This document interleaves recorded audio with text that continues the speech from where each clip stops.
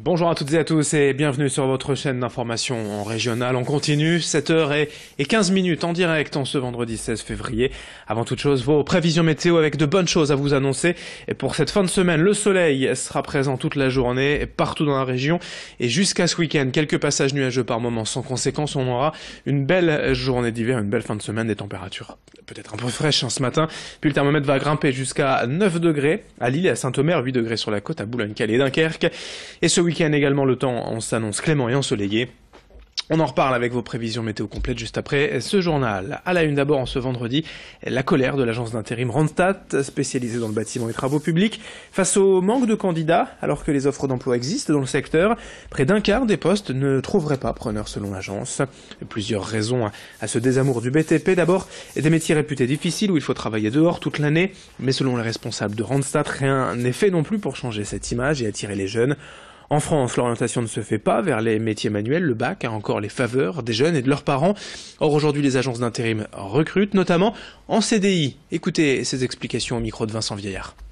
Les postes à pourvoir dans le secteur du BTP sont très nombreux. Aujourd'hui, sur notre agence, on a à peu près 20 à 25% de postes non pourvus aujourd'hui. Et c'est quelque chose qui s'est aggravé donc depuis 2017, puisqu'avec la crise de 2008-2009, le secteur était un petit peu en baisse. Mais là, depuis 2016, le secteur a fortement repris. Et depuis 2017, on est vraiment en pénurie de main-d'œuvre. Pardon.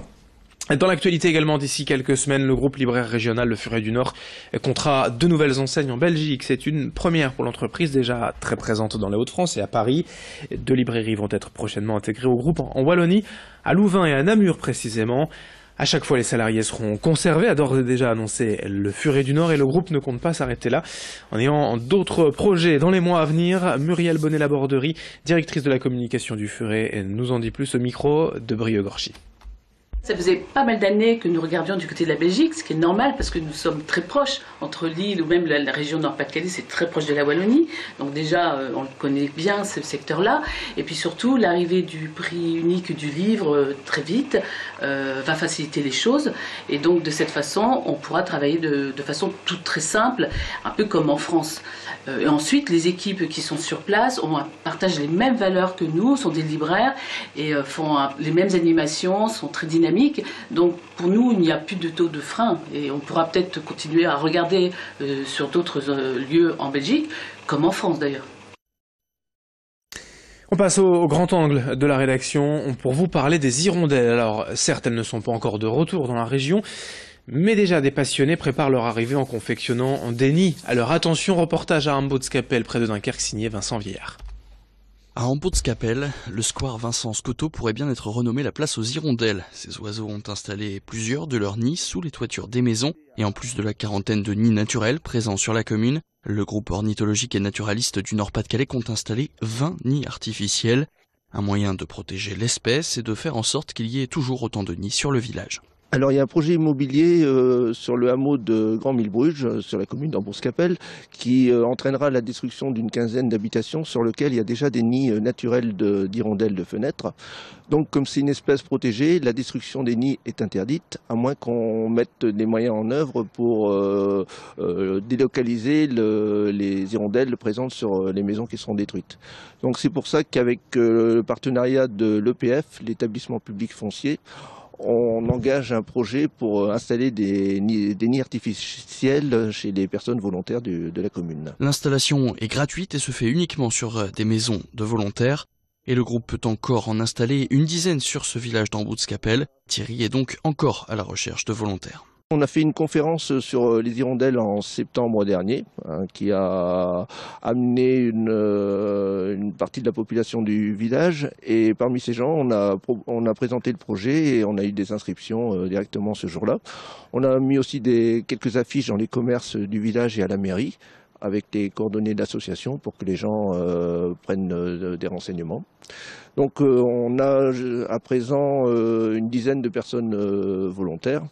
On a posé pour l'instant une douzaine de nids. On peut encore en mettre au niveau du hameau s'il y a des personnes volontaires. Amboutskapelle est une destination prisée par ces hirondelles de fenêtre qui reviendront dès la fin mars.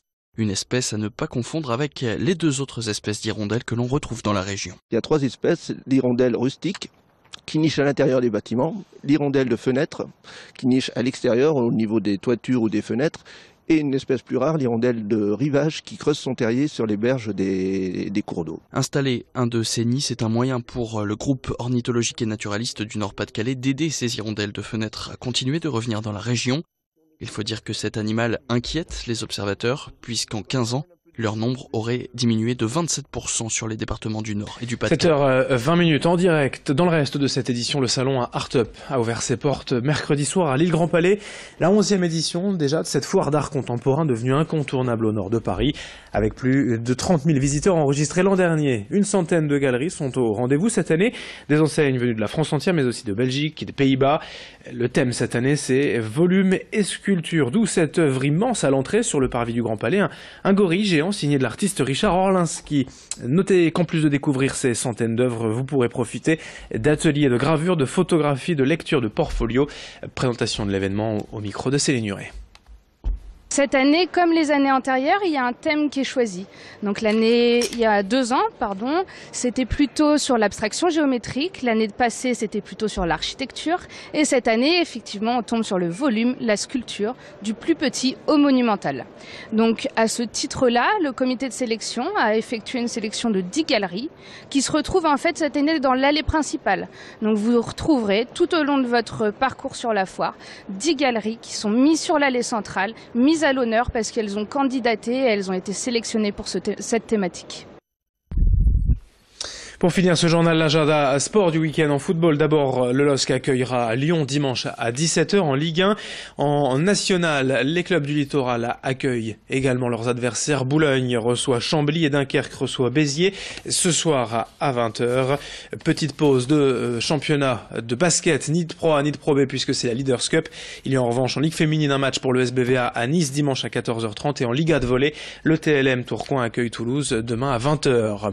7h22 en direct. Dans un instant, la suite du programme sur votre chaîne d'info régionale. Vos prévisions météo.